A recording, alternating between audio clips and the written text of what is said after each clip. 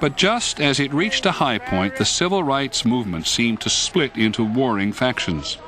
A revolution of rising expectations stirs people to believe that the promised land is there.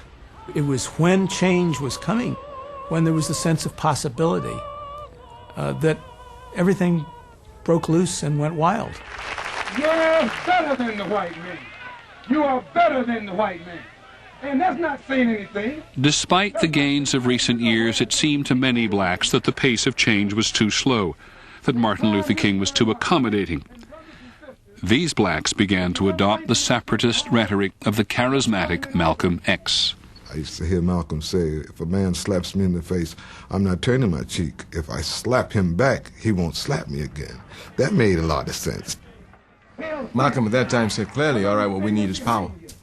While King would say what we need is morality to help bring out, Malcolm said, forget about them, just get guns, and that's how they're going to regulate the problem. The contradiction, however, was that Martin Luther King was involved in action, confronting the enemy. Malcolm X was not.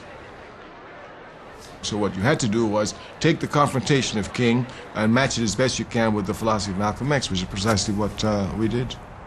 We want black power. We want black power. The response was overwhelming. What do you want, black power? What do you want? What do you want? In 1966, militants in Oakland, California founded the Black Panther Party for self-defense and told America that the fight for civil rights would never be the same.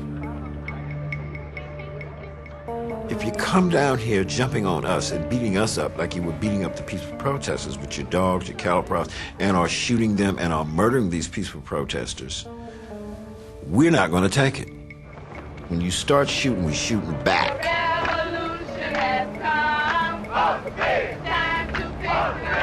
The call by militant leaders for total revolution received a sympathetic ear in many of the nation's impoverished inner cities, where the Great Society was still nowhere to be seen.